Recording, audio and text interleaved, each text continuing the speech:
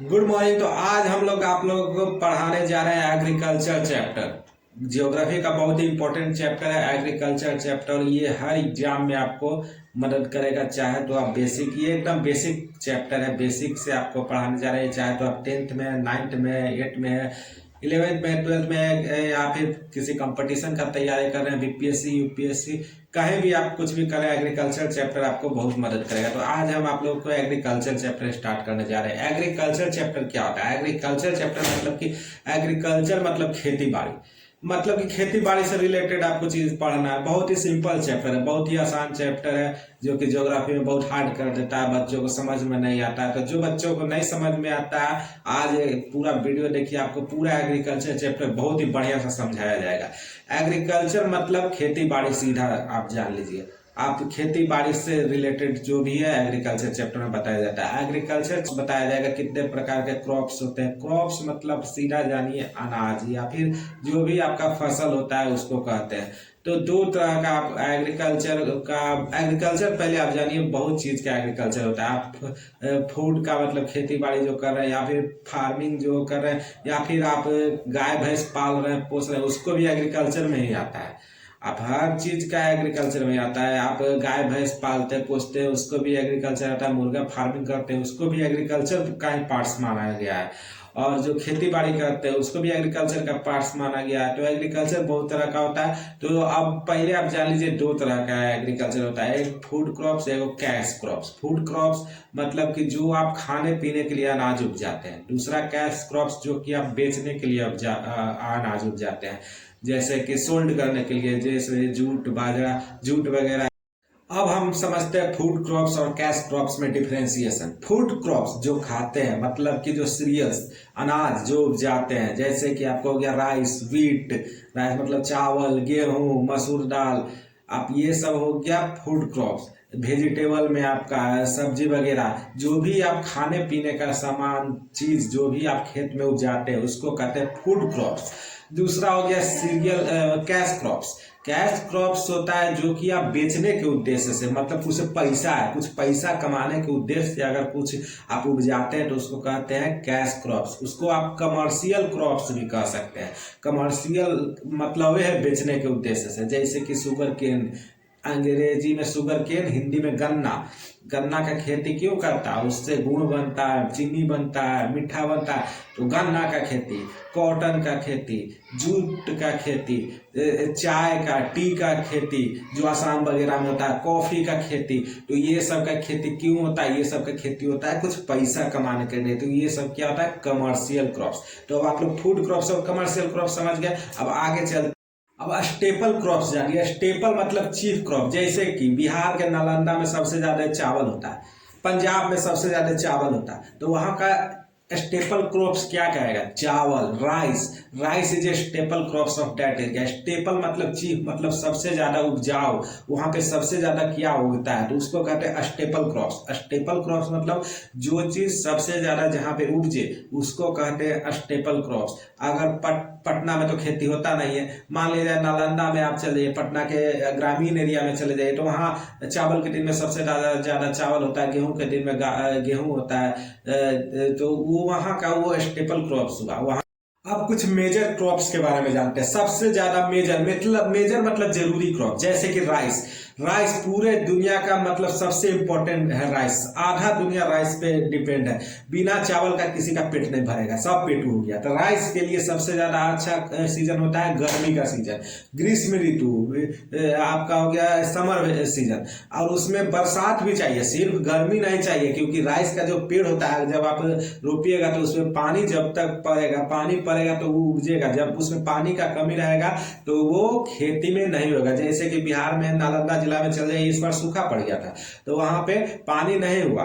तो आप खेत जोत तो दीजिएगा, उसमें बून दीजिएगा, आप जो रोपा होता है जो रोप दीजिएगा, आप जाकर वहां पे मूरी कहता है। राइस का जो खेती करता है गांव में उसको मूरी कहा जाता है। मतलब होता क्या है, जैसे सुनिए चुपचाप से।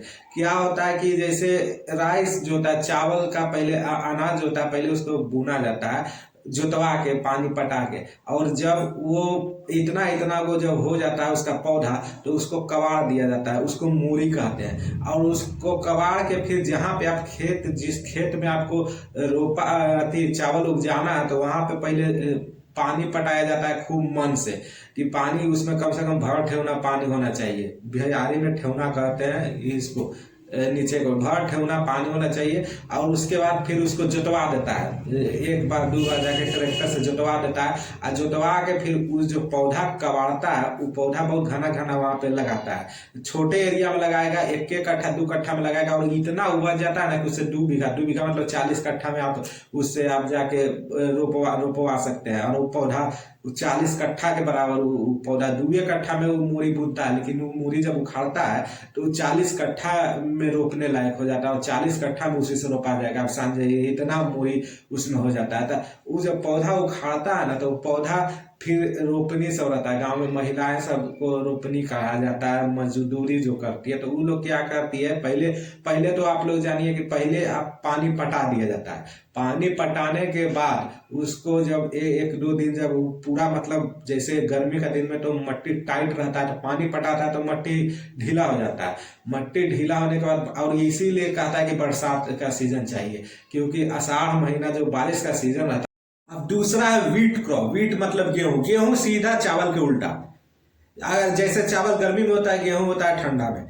गेहूं के लिए पानी ज्यादा नहीं चाहिए, उसको नमी चाहिए, विंटर क्लाइमेट चाहिए, ठंड का मौसम चाहिए, ज्यादा गर्मी नहीं चाहिए गेहूं के लिए। हाँ, पानी चाहिए, उसमें भी पटाने पड़ता है, लेकिन उसको राइस के जैसा डुबाना नहीं। राइस में क्या होता है कि उसमें डूबा हुआ रहना चाहिए, पूरा एकदम बरसात का सीजन रहना चाहिए। जितना ज्यादा पानी उसको चाहिए उतना ज्यादा वो बढ़िया उपज देगा। लेकिन गेहूं में सिर्फ नमी चाहिए, इतना चाहिए कि उसका जो मिट्टी है वो नमी उसमें बना रहे, बस इतना ही गेहूं में चाहिए। और गेहूं में ज्यादा पानी नहीं चाहिए, जो कि हम लोग को नॉर्दर्न इंडिया में है। गेहूं विंटर के सीजन में अच्छा खासा गेहूं हो जाता है। तो गेहूं का यही खासियत है, गेहूं विंटर के सीजन में होता है, ये विंटर क्रॉप है। अगला मेजर क्रॉप है शुगर केन। शुगर केन होता है जिसको कि गन्ना हिंदी में कहते हैं, जिसको कि ऊख कहते हैं, जिससे कि अगर दांत वाला के लिए जरूरी है, बिना दांत वाला के लिए जरूरी भी नहीं है। शुगर केन कहते हैं ऊख को, इससे मीठा बनता है, गुड़ बनता है, चीनी बनता है, सब कुछ शुगर केन से ही बनता है। अब शुगर केन का खेती कब होता है? शुगर केन का ज्यादातर नॉर्दर्न इंडिया में ही खेती होता है, जो कि हम लोग के तरफ बिहार, उत्तर प्रदेश, ये सब में ज्यादातर शुगर केन का खेती होता है। अब शुगर केन को चाहिए कि ये गर्मी के सीजन में ये बुना जाता है। शुगर केन गर्मी के दिन में ये इसका खेती होता है, इसको रोपा जाता है, लेकिन ये 1 साल का खेती रहता है। ये ठंडा के बाद ही इसको काटा जाता है। तो गर्मी के सीजन में जब गन्ना का खेती होता है, तो उसके बाद उसमें चाहिए खूब पानी भी इसको चाहिए, गर्मी रहना चाहिए, खूब पानी भी इसको चाहिए। तो पानी ऐसा नहीं कि पूरा एकदम भर ठेवना भर जाए, भरा नहीं रहना चाहिए, स्लोपिंग रहना चाहिए, कि पानी पड़ते रहे निकलते रहे, पानी पड़ते रहे निकलते रहे। वाटर लॉगिंग, वाटर लॉगिंग एक है इंग्लिश का वर्ड। वाटर लॉगिंग मतलब जल भराव। जल भराव नहीं होना चाहिए, जल आए सॉइल में जाए, जल निकलते जाए। उसमें ये नहीं कि एकदम पानी में डूबा हुआ है खेत और उसमें आपका गन्ना का खेती होगा, वैसा खेत में गन्ना का खेती नहीं होता। हाँ, थोड़ा बहुत पानी रहे ठीक है, लेकिन निकलते रहे, बढ़ते रहे, पानी आते रहे जाते रहे, ऐसा इसको गन्ना का खेती में चाहिए। और ये ठंडा के मौसम के बाद ही इसको काटा जाता है। तो ठंडा का मौसम भी इसको चाहिए, जब गर्मी के सीजन के बाद मॉडरेट रेन होते रहता है, उसके बाद फिर ठंडा के मौसम के बाद इसको हार्वेस्ट किया जाता है। तो शुगर केन भी हमारे लिए बहुत ही जरूरी है, क्योंकि इसी से गुड़ बनता है, इसी से चीनी बनता है। तो शुगर केन एक बहुत ही इंपॉर्टेंट, और ये कैश क्रॉप्स मतलब कमर्शियल क्रॉप्स है, इससे आप आमदनी का स्रोत है। चीनी मिल वगैरह जो है बहुत ज्यादा गन्ना लेता है, खेत से ही खरीद लेता है। तो ये कमर्शियल क्रॉप्स है भारत का। अगला है कॉटन। कॉटन एक कमर्शियल क्रॉप है। कपास जिसको कि हिंदी में कहते हैं, सूती कपड़ा जो पहनते हैं ना आप लोग, उसको कहते हैं कॉटन। सूती कपड़ा बनता है कॉटन से, कॉटन क्लोथ। आप बहुत महंगा बिकता है, आप बहुत खोजने पर, और ओरिजिनल कॉटन भी मिलता नहीं है, सब डुप्लीकेट बेच देता है। क्या ये कॉटन है, लीजिए ना, आ जाइएगा, तो डुप्लीकेट बेच दिया। पैसा औरत लोग तो बुड़बक होवे करती है, पैसा देके चल आती है कॉटन के नाम पे, और बुड़बक बना के चल जाता है बेचने वाला, और कॉटन कपड़ा आपको बेच देता है। तो कॉटन कपास का खेती होता है, जो कि बहुत ही मतलब ये कमर्शियल क्रॉप से, इसका खेती लोग करते हैं ताकि बहुत ज्यादा पैसा कमाए। पैसा कमाने के लिए कॉटन का खेती किया जाता है। भारत में बहुत जगह, ये भारत का ही है कॉटन, सबसे पहले भारत में उपजाया गया था। और कॉटन का खेती आप गुजरात वगैरह में चल जाइए, बहुत ज्यादा यहाँ का मतलब कॉटन का अगर आप खेती करते हैं, तो ये बड़ा बड़ा जो कपड़ा का जो मिल है, इंडस्ट्री है, वो गुजरात में हो गया, सूरत में हो गया, ये लोग क्या करते हैं कि पूरा खेत से ही लेके चल जाते हैं। कॉटन फाइबर का होता है, फाइबर रेसे रेसे रहता है जो कि उपजाया जाता है और उसको पूरा ले जाता है, उससे फिर कपड़ा बनता है और बहुत ही फायदेमंद ये बहुत बहुत ज्यादा आमदनी वाला ये स्रोत है कॉटन का खेती। और भारत में बहुत ज्यादा स्तर पे इसको किया जाता है, वर्ल्ड में भी किया जाता है बहुत जगहों पर। और कॉटन का खेती हमारे देश के किसानों के लिए एक सोना का खेती माना जाता है। अगला है जूट। जूट भी समझिए कमर्शियल क्रॉप ही है। जूट जो आप बोरा उड़ा रहता नहीं है, जूट के बोरा मान लीजिए जिसमें गेहूं वगैरह आता है, तो उस तरह का जूट का बोरा आप दरी बनता है, जूट से ही बनता है। तिरपाल ऊपर तान देते हैं पानी के दिन में, नहीं तो पानी नहीं पार होता है। तो जूट बहुत ही मतलब मजबूत चीज होता है। जूट जूट का मतलब जो कपड़ा रहता है वो मजबूत रहता है, जैसे दरी हो गया, तिरपाल हो गया, बोरा हो गया, तो ये सब जूट से ही बनता है। और जूट ज्यादातर गर्मी के सीजन में होता है, बहुत इसको पानी चाहिए, हैवी रेन चाहिए, बहुत कष्ट पानी पर चाहिए इसमें।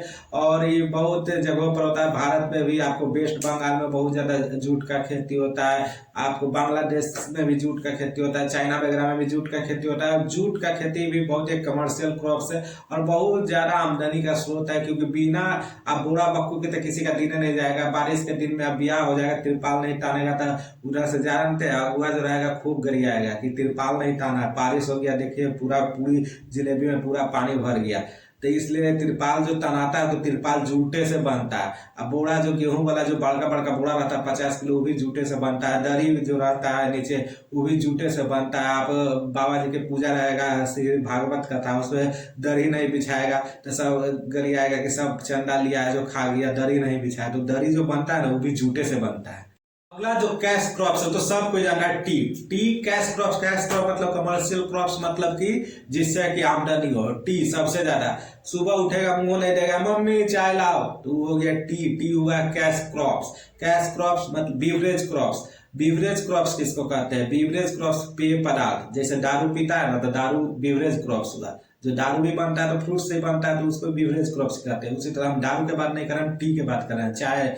चाय एक बीवरेज क्रॉप्स है जिसके बिना कि किसी का नींद नहीं खुलता है। और चाय को हम लोग कमर्शियली उगाते हैं, कमर्शियल पर्पज से उगाते हैं, मतलब कि बेचने के पर्पज से। बहुत आमदनी का स्रोत है, हर घर में चाय खटाया जाता है। अगर कोई मेहमान आया उसको एक कप चाय नहीं दीजिएगा, कैसन कंजूस घर में गए कि एगो चाय नहीं एक कप पिलाया, कितना तो बेशरम रहता है।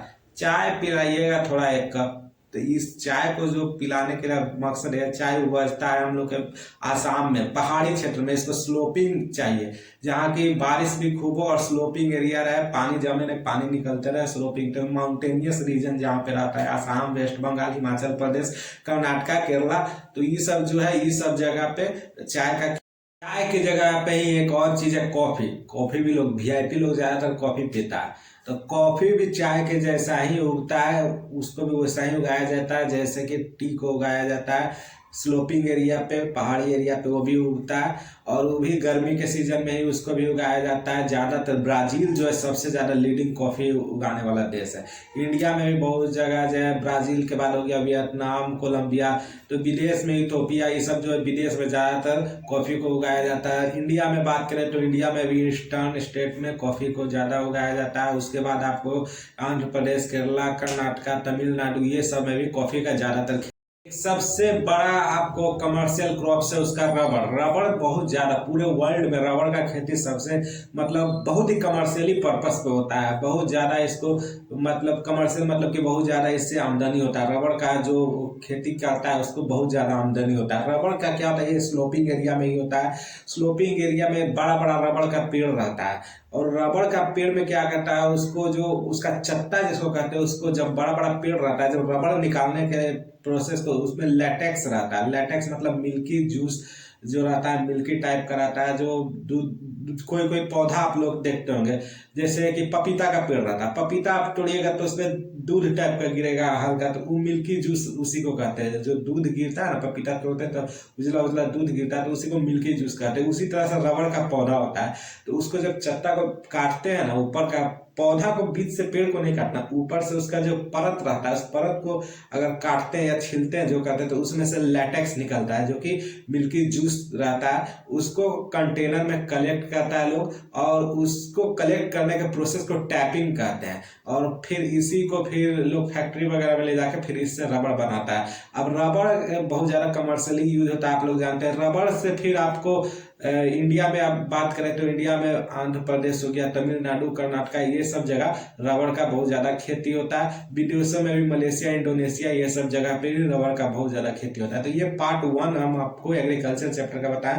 पार्ट 2 हम इसमें बताएंगे टाइप्स ऑफ फार्मिंग, फिर एक बताएंगे ग्रीन रिवॉल्यूशन के बारे में। तो आप इस चैनल को सब्सक्राइब कीजिए और पार्ट 2 देखिए, पार्ट 3 देखिए। Thank you.